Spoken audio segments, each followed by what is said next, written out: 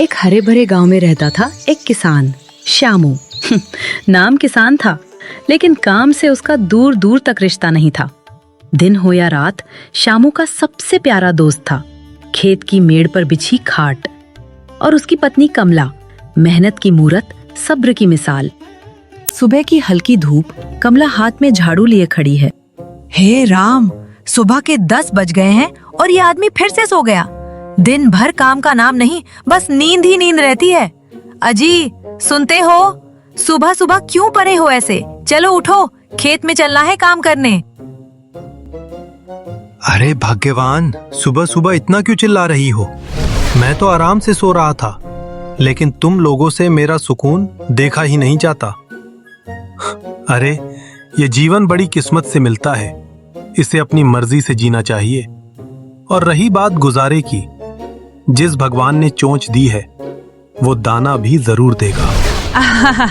भगवान आपको यहाँ खटिया पर लाकर तो कुछ नहीं देने वाले।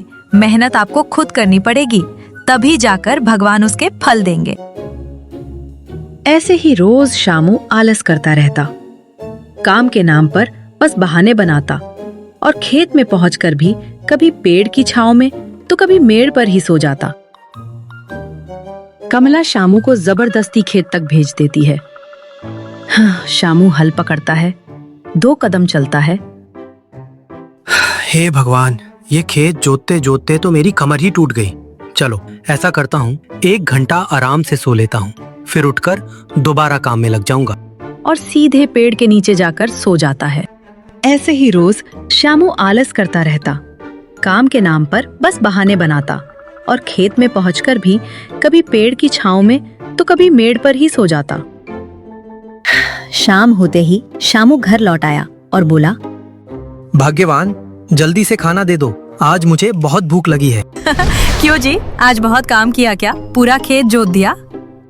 नहीं, दरअसल थोड़ा सा काम करने के बाद मुझे बहुत नींद आ गई। मैं बस जरा सा लेट गया था, लेकिन कब नींद लग गई पता ही नहीं चला।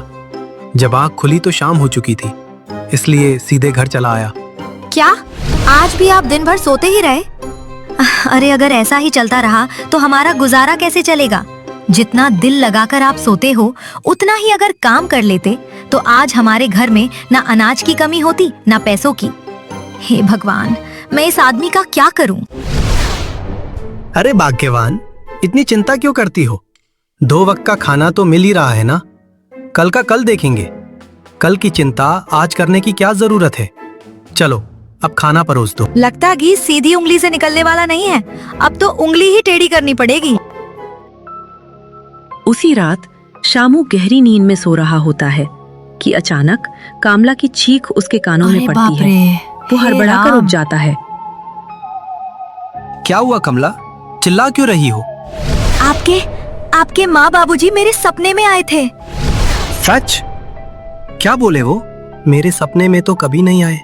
वो बोले, कई साल पहले जब आप पढ़ाई के लिए मामा के घर रहते थे, तब जब गांव में चोरियां बढ़ गई थीं, तो उन्होंने सारे गहने एक घड़े में भरकर खेत में गाड़ दिए थे। बाद में वो खेत जमींदार के पास गिरवी रखना पड़ा, इसलिए हम कुछ कर नहीं पाए। वो धन आज भी वहीं दबा हुआ है बेटा। अब तुम दोनों ही उसके असली उत्तराधिकारी हो। जाओ, उस धन को खोज कर ले आओ। मेरे माँ बाबूजी सच में देवता थे। श्यामू अपने माँ बाबूजी से बहुत प्यार करता था, इसी कारण उसे कमला की बातों और उस सपने पर पूरा विश्वास हो गया। सुबह का सन्नाटा, खेत के कोने में खड़ा पुराना पीपल का पेड़ हवा में सरसराता है। श्यामू कुदाल लेकर उसी पेड़ के पास पहुंचता है। कमला की बताई जगह पर निशान लगाता है और पूरी ताकत से कुदाल जमीन में मार देता है। मिट्टी उछलती है, 1 फावड़ा, 2 फावड़ा, धीरे धीरे गड्ढा गहरा होने लगता है। श्यामू के चेहरे पर उम्मीद चमक रही होती है। बस अब घड़े की छन छन सुनाई देगी। आज तो किस्मत पलट जाएगी हमारी। वो और गहरा खोदता है। मिट्टी के नीचे सिर्फ कंकड़, पत्थर, सूखी जड़ें। गड्ढा अब कमर तक गहरा हो चुका है, पर उसमें मिट्टी और कंकड़ के अलावा कुछ नहीं। श्यामू का चेहरा उतर जाता है। श्यामू, अरे ये क्या? ना घड़ा, ना गहना, सिर्फ पत्थर ही पत्थर। वो बाहर निकलता है, फिर सोचता है शायद जगह गलत हो गई हो। अब वो खेत में जगह जगह गड्ढे खोदने लगता है, कहीं उत्तर में, कहीं दक्षिण में। हर बार वही नतीजा, मिट्टी, कंकड़ और खाली हाथ। सूरज ढलने लगता है। शामू थक कर चूर हो चुका है, हाथों में छाले, कपड़े मिट्टी से सने हुए। ढलता हुआ सूरज, आसमान नारंगी रंग में रंगा हुआ। दूर से शामू लड़खड़ाते कदमों से घर की ओर आता दिखाई देता है। उसके कपड़ों पर मिट्टी, हाथों में छाले, चेहरे पर थकान और आंखों में गहरी निराशा।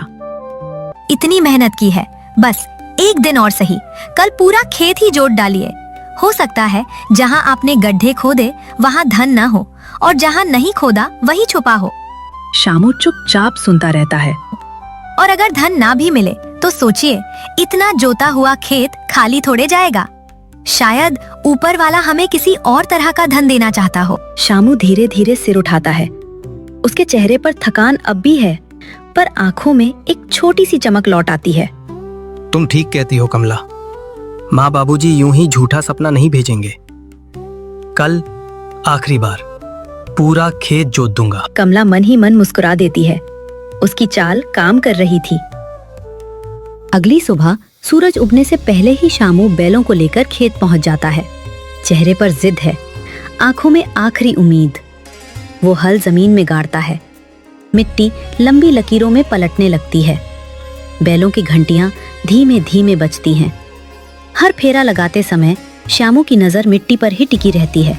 बस कहीं तो होगा। आज पूरा खेत पलट दूंगा। कहीं ना कहीं तो घड़ा टकराएगा। सूरज सिर पर चढ़ाता है। पसीना उसके माथे से टपककर मिट्टी में गिर रहा है। हाथों में पड़े छाले अब जलने लगे हैं।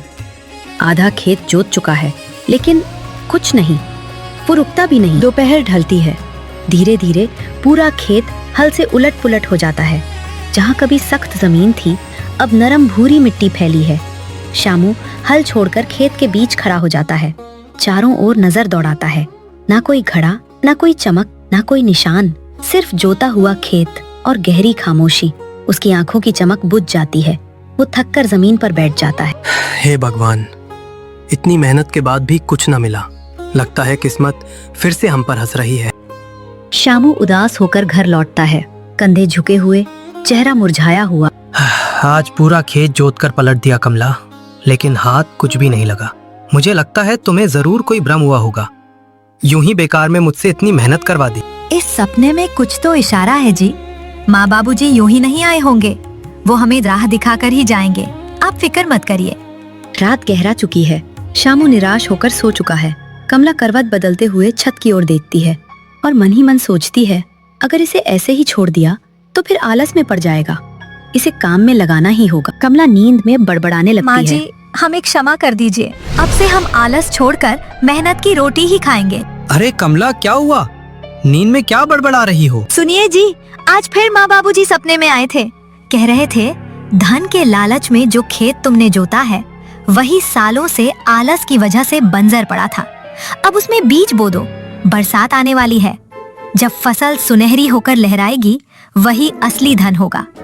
मिट्टी में ही खजाना छुपा है जी, बस मेहनत चाहिए। शामू चुप हो जाता है। उसके मन में बात उतरने लगती है। कमला आखिरी बात जोड़ती है, माँ बाबूजी कह रहे थे, अब आलस छोड़ो और मेहनत की रोटी खाओ। शामू के चेहरे पर सोच की लकीरें उभर आती हैं और कमला हल्के से मुस्कुरा देती है। उसकी चाल काम कर रही थी। अगले ही दिन सुबह सुबह शामू और कमला खेत में पहुंच जाते हैं। दोनों मिलकर पूरे खेत में बीज बो देते हैं। कुछ ही दिनों बाद आसमान पर काले बादल घिर आते हैं। तेज हवा चलती है और फिर शुरू होती है झमाझम बारिश। बारिश की बूंदें सूखी मिट्टी को भिगो देती हैं।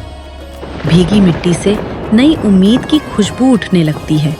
कुछ ही दिनों में मिट्टी से नन्ही नन्ही कोपले झांकने लगती हैं। धीरे धीरे पूरा खेत हरे रंग से ढक जाता है। समय बीतता है। धूप और बारिश अपना काम करती रहती है। फिर एक दिन वही हरा खेत सुनहरे रंग में बदलने लगता है। पका हुआ धान हवा के साथ लहराता है, जैसे सोना बिखर गया हो।